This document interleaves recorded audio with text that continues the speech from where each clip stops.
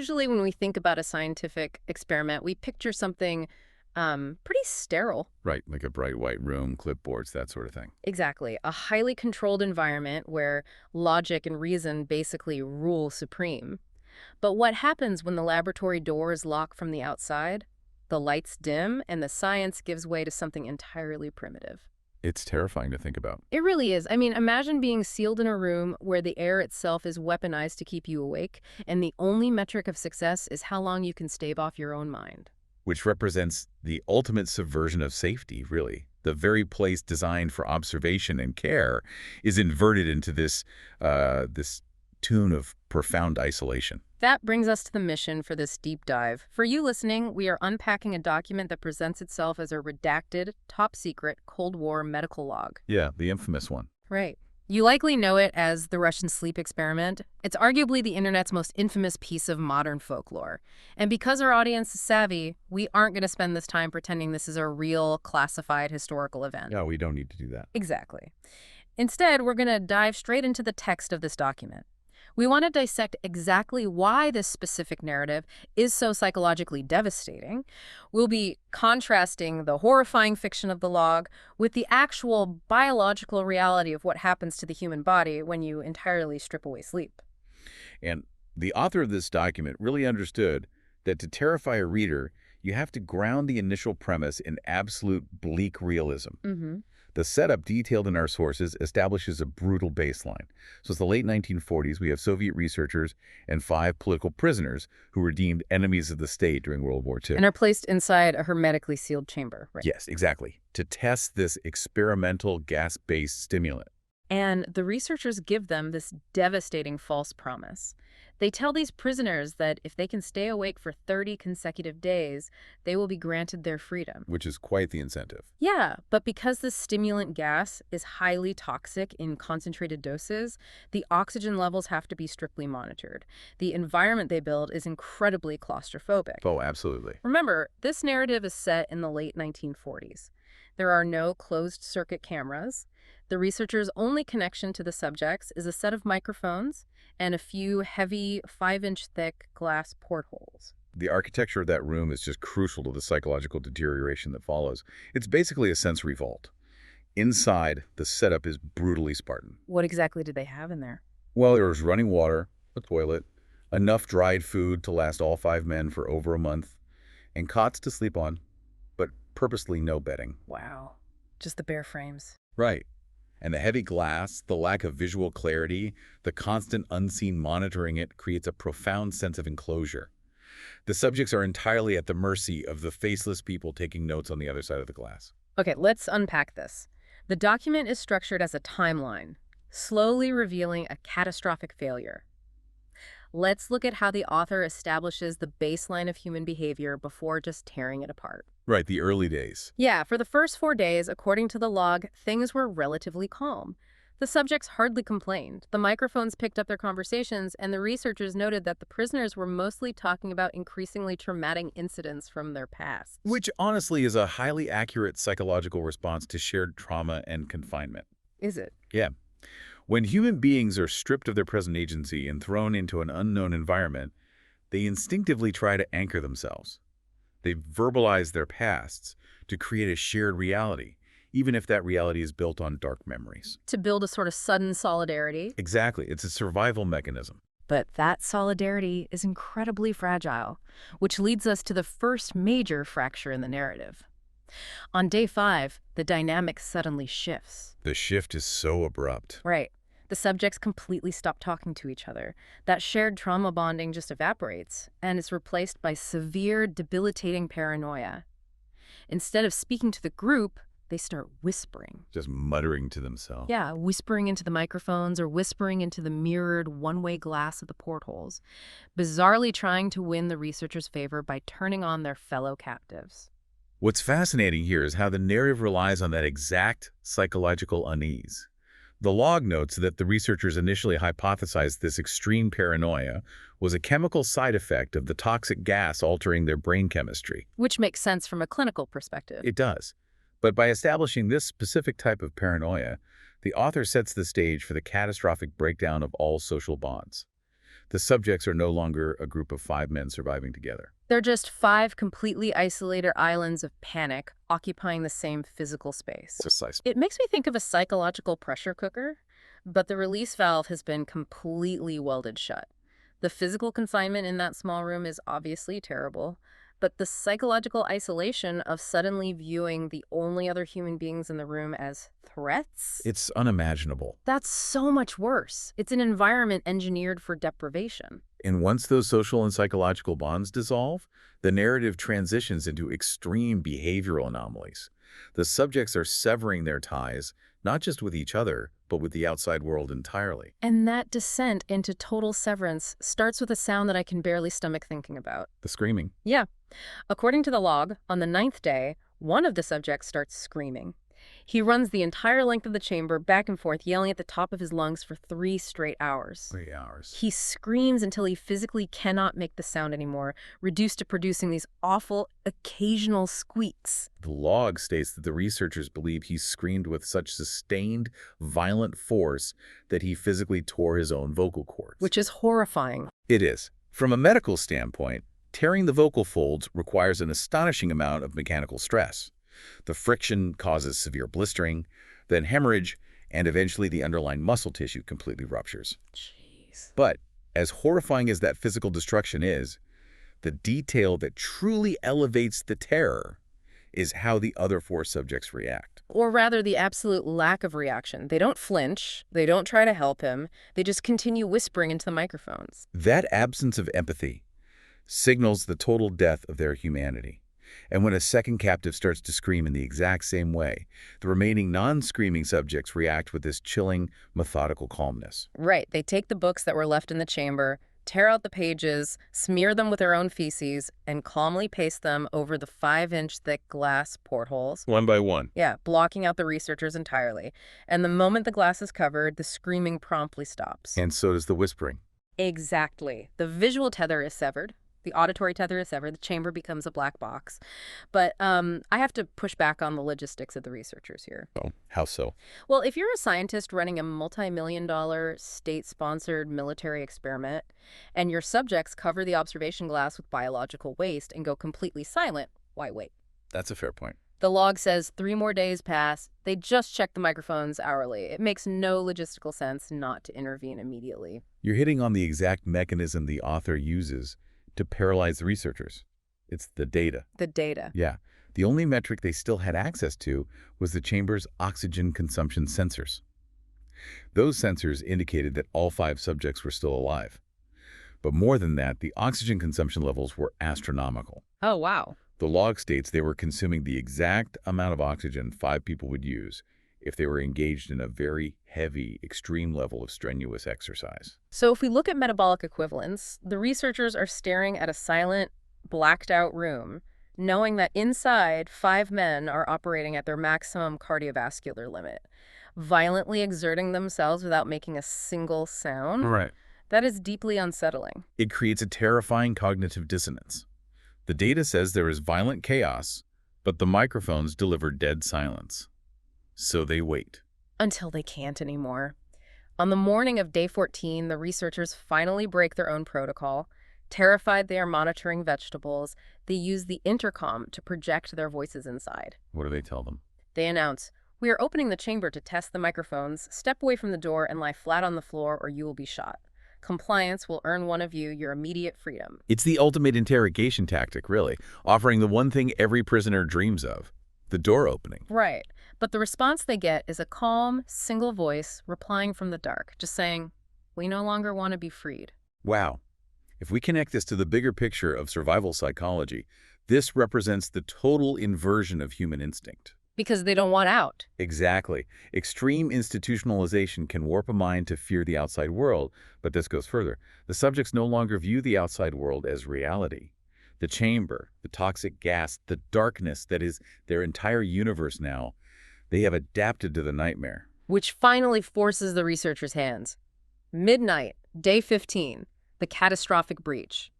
This is where the narrative shifts from psychological terror to pure, visceral body horror. The door finally opens. Yeah, they flush the toxic stimulant gas from the chamber and pump in fresh air. Instantly, 3 different voices from the microphones start begging, pleading like they're begging for the lives of their loved ones, demanding the gas be turned back on. And the moment the soldiers open that door, the horror is unveiled. And it is incredibly gruesome. I'm going to walk through exactly what they found because the visual storytelling here is intense. First, the food rations past day 5, Completely untouched. nothing eaten. Right. Instead, the floor drain in the center of the chamber is blocked by chunks of meat torn from the thighs and chest of the single dead test subject. Because the drain is blocked, there are 4 inches of fluid pooled on the floor, this murky mixture of water and blood. The 4 subjects who were still technically alive were in a state of horrific self-mutilation. They had large portions of muscle and skin completely torn away. Initially, the researchers thought they had attacked each other, but the bone exposure on their fingertips showed the wounds were inflicted by hand. They'd torn their own flesh. Yes, the abdominal organs below the ribcage of all 4 survivors had been removed. The skin and muscles attached to the ribs were ripped off, leaving the lungs exposed through the bone. But the organs were intact. They weren't destroyed. No, they had just been taken out and fanned out on the floor around their living bodies. And the most sickening detail, the soldiers realized the subjects' digestive tracts were actively working, digesting their own flesh, which they had been ripping off and eating for days. It is a depiction of complete biological rebellion. The body is consuming itself, while the mind desperately demands to stay awake. And getting them out of the chamber was an absolute bloodbath.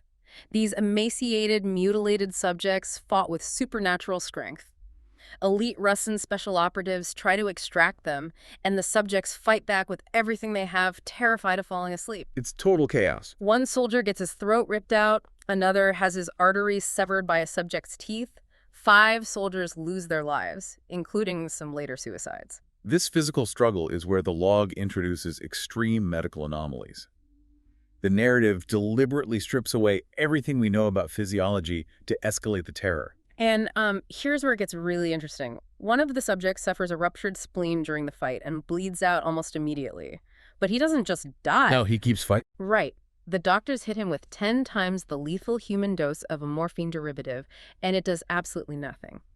Even after he bleeds out to the point where there is more air in his vascular system than blood, his heart keeps beating for 2 full minutes. Just pumping nothing. Yeah. He flails, he attacks, and he just screams one word over and over, more, until he finally dies. And the medical anomalies don't stop there. Like, the dead subject had triple the normal oxygen levels, and he had broken 9 of his own bones during the struggle, fractured by the sheer, ungodly force of his own muscles pulling against them. This is a perfect moment to contrast the fiction with biological reality. The author describes a heart pumping air for 2 minutes. In reality, introducing a large amount of air into the vascular system causes an air embolism. Which stops everything. Exactly. The heart is a fluid pump. When an air bubble reaches the right ventricle, the heart simply compresses the air like a balloon instead of pushing fluid forward. It creates a vapor lock, blood flow stops instantly, and cardiac arrest follows immediately. So the idea of him fighting off soldiers is absurd. Completely. A heart cannot violently pump empty air while a person fights off elite soldiers. These impossibilities are designed to show the reader that the subjects have transcended human biology and now run purely on madness. It's like comparing a battery draining to zero with a reactor going into meltdown. The fiction gives us the reactor meltdown explosive, unstoppable energy. But the reality of sleep deprivation is the battery draining to zero. That's a great analogy. Thanks.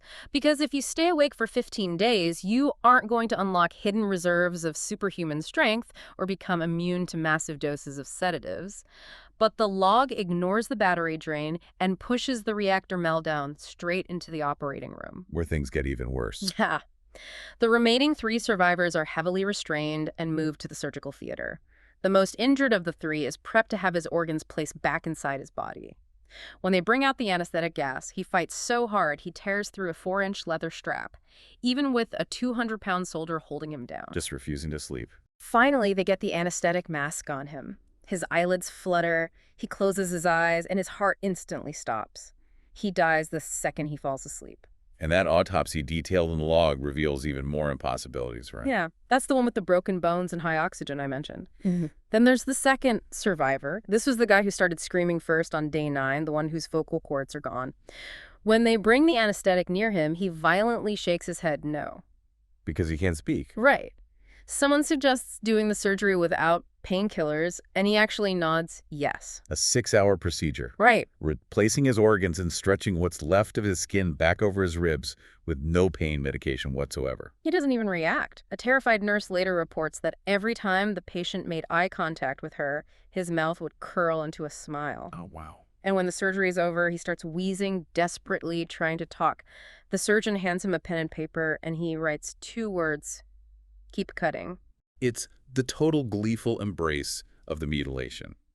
The pain receptors in the brain have been completely overridden by whatever psychosis the gas and the insomnia have induced. The remaining 2 get the same unanesthetized surgery. They have to be injected with paralytics because they are laughing continuously on the operating table. The second the paralytic wears off, they demand the toxic gas. Why do they even want it at this point? Well, when the researchers finally ask them, why did you rip out your own guts? Why do you want the gas? They give a single terrifying answer: I must remain awake. Which brings us to the climax of the log. The authority structure of the laboratory collapses entirely. The medical researchers are terrified and want to euthanize the survivors. But the commanding officer, an ex-KGB hardliner, overrules them. Because he wants a weapon. Exactly. He sees military potential in this madness. He orders them to put the subjects back on the gas. So they wire the subjects to EEG monitors to track their brainwaves, and the craziest thing happens the moment they are promised the gas. All the struggling stops. You just calm down. Yeah. One is humming, another is straining his legs rhythmically just to maintain focus. The third is holding his head off his pillow, blinking rapidly. The researchers watch his brainwaves. They look normal, but then they inexplicably flatline. Over and over. It looks like repeated brain death while the subject is fully conscious. Right. The narrative is building to its final fatal mechanism. A nurse watches the man's eyes slip shut. His head hits the pillow. His brainwaves shift to deep sleep, then immediately flatline for the last time. His heart stops. Falling asleep has become a fatal event. Exactly. The only remaining subject who can still speak starts screaming to be sealed in the chamber immediately. His brainwaves start showing those same strange flatlines. The tension in the room shatters. Completely. The ex-KGB commander orders the chamber sealed with the 2 remaining subjects inside, along with 3 of the researchers. And one of those researchers finally snaps. He pulls out his gun, shoots the commander point blank between the eyes, then turns and blows the brains out of the mute subject. He just loses it. He points his gun at the very last survivor strapped to the bed, while the rest of the medical team flees in terror. The researcher screams, "I won't be locked in here with these things. Not with you. What are you? I must know." And the subject smiles. He looks at the researcher and delivers his chilling monologue. He says, "Have you forgotten so easily? We are you. We are the madness that lurks within you all, begging to be free at every moment in your deepest animal mind. We are what you hide from in your beds every night. We are what we sedate into silence and paralysis when you go to the nocturnal haven where we cannot tread." The researcher just pauses, aims at the subject's heart, and fires. The EEG monitor flatlines as the subject weakly chokes out his last words. So nearly free, and that is where the log ends. It is a masterclass in narrative escalation. So what does this all mean? We've traced this horrific descent from psychological paranoia to impossible body horror. And as we established at the start, this isn't a declassified KGB file. No, not at all. It's a piece of internet fiction that first appeared on the Creepypasta Wiki back in 2010. But understanding the biology just makes the effectiveness of the fiction that much more impressive. It does. And in documented clinical cases, prolonged, severe sleep deprivation causes a rapid, catastrophic biological breakdown. The brain essentially suffocates from a lack of restorative clearing. Right, amyloid plaques and adenosine buildup. Exactly. You experience cognitive collapse, severe hallucinations, and eventual immune system failure. The cardiovascular strain is immense. A person would fall into a state of multi-organ failure, becoming completely incapacitated long before they had the physical strength to fracture their own bones or tear their own skin. You would just quietly shut down. You wouldn't be doing acrobatics while digesting your own bicep. Right.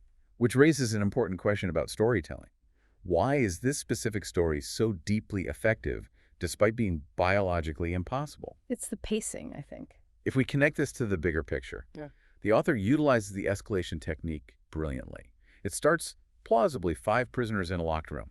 We can easily believe that. Then it introduces psychological unease with the whispering. Then it pivots to shock value, the silence and the feces on the glass.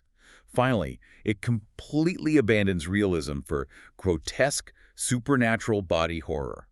It hooks you with the plausible and slowly drags you into the impossible, preying on your curiosity about just how much worse things can get. It's the ultimate rubbernecking effect. You can't look away from the car crash, even when it becomes too gruesome to stomach. And for you, the listener, the reason this deep dive into the Russian sleep experiment is so compelling isn't because of the historical dressing it No, wears. it's something deeper. It's because it brilliantly preys on your innate fear of your own mind. We all go to sleep every night. We all surrender control to the dark. This story asks the terrifying question, what happens when those rational controls are permanently stripped away? What is left when the lights never go out? It leaves us with a profound final thought to consider. We know the reality of sleep deprivation is just a quiet, tragic shutdown of our biology.